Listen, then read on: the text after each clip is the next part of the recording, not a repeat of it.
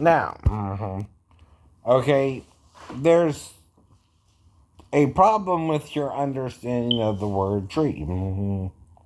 Why? Because trees are human beings, right? Two, according to scripture. But not in Genesis, huh? No, no, right? Or you're what? Being deceived by men in the church who don't understand this reference as a metaphor. They're lying to you out their butt and trying to convince you it was really some kind of different kind of fruit tree, right? Like the apple or the orange tree, right? That Adam really ate of. When really that don't make sense that God would kick you out of Eden for that, right? Even if he were to, right? Eat of some kind of fruit tree, how would that alone bring the knowledge of good and evil, right? Simply because he disobeyed God in it? No, right?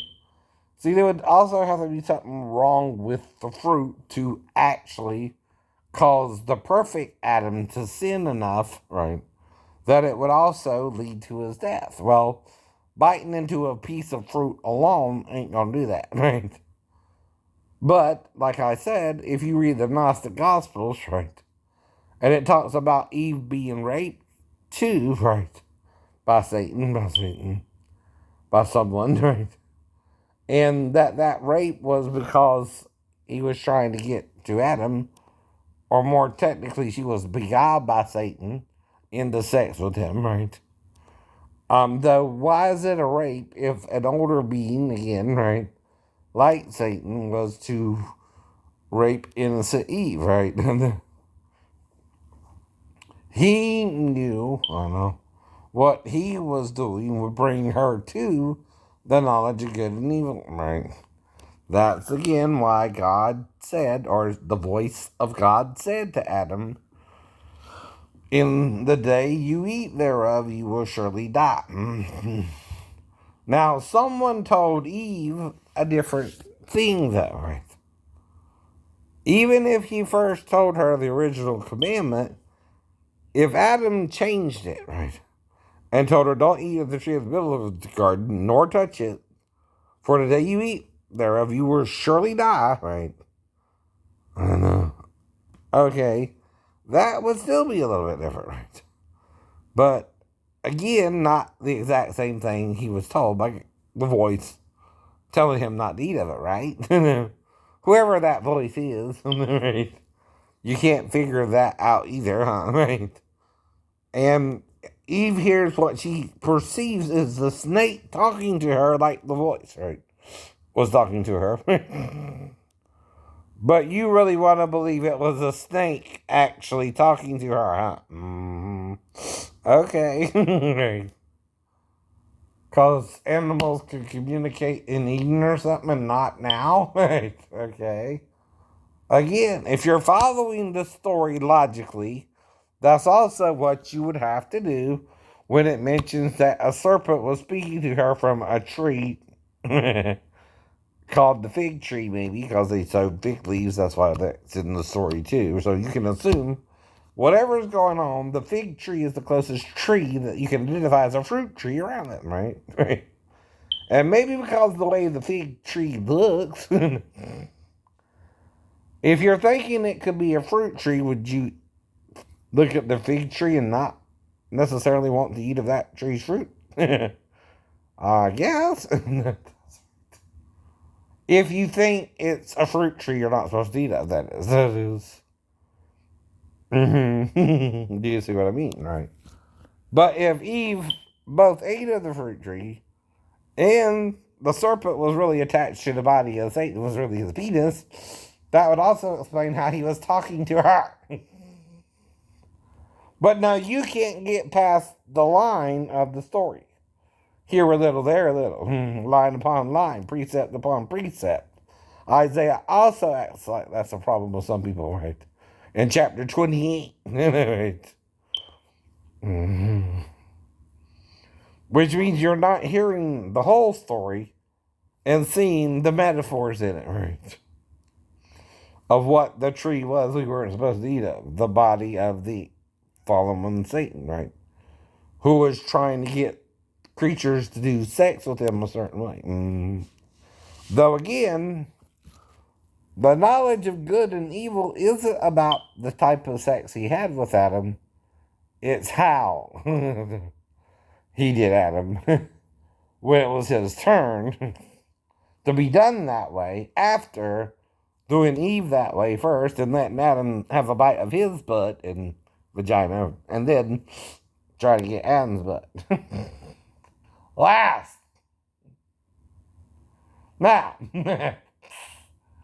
the serpent also had the fruit of the body of Satan in it. What do I mean, right? It was his penis, idiot. You eat of the fruit of your body with your wife when you have sex with her, right? If you don't understand that, as what Moses is saying in Deuteronomy 24:28 or somewhere around there. Whatever. Where he's talking about blessing you and cursing you, right? He also blesses the fruit of your cattle, right? Okay, that's starting to mean something there, ain't it? If it's the fruit of your trees and fields and your vegetable garden and your cattle and your sheep, right? They produce fruit too, right? Offspring. Okay, if you're producing fruit, right, and you're told not to eat of this tree's fruit, it means the fruit of his body, right? Though it's not saying that in detail, and that's because Adam, in a way, is not trying to ask the voice telling him not to eat of this tree.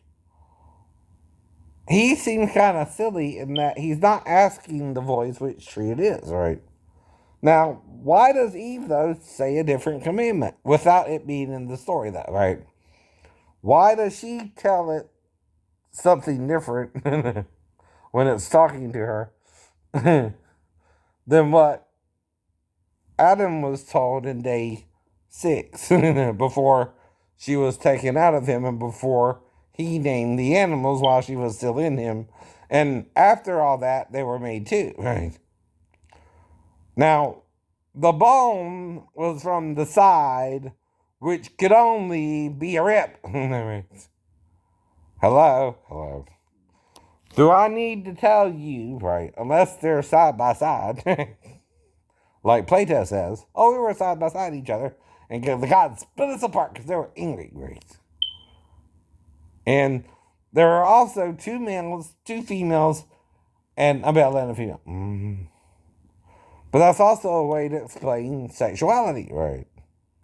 And how 2 men, 2 women, and a male and a female can perhaps fall in love and have sex, right? But there again, you're feeding your fruit of reproduction into the butthole, right? And you might be judged for that. Same with the female, you do not have the penis to be fed into you to produce an offspring, and therefore you remain childless if you do not do that either. Right. A simple cause and effect. Now, you also have to apply real time, real truth to the story as well to completely understand it, right? In other words, whatever we know modernly about sex also applied until we sinned in Eden, if it was a sexual sin as well, including it takes about 9 months to have a child in Eden or out of Eden before the fall or after the fall. It probably takes 9 months for the female to have a child. That was probably true either way. Now, another thing is, it was cool in Eden. Everything was in the perfect temperature, at a perfect humidity, at a perfect, pressure, so that the earth did not have too much pressure on it or too much still pressure. That's called the true Goldilocks range, I think. And there's a true Goldilocks range. Yeah. We're not in it anymore, by the way. We're hot, then we're cold. We're yes, then we're no. We're up, then we're down. We're spinning around. The quote Katy Perry.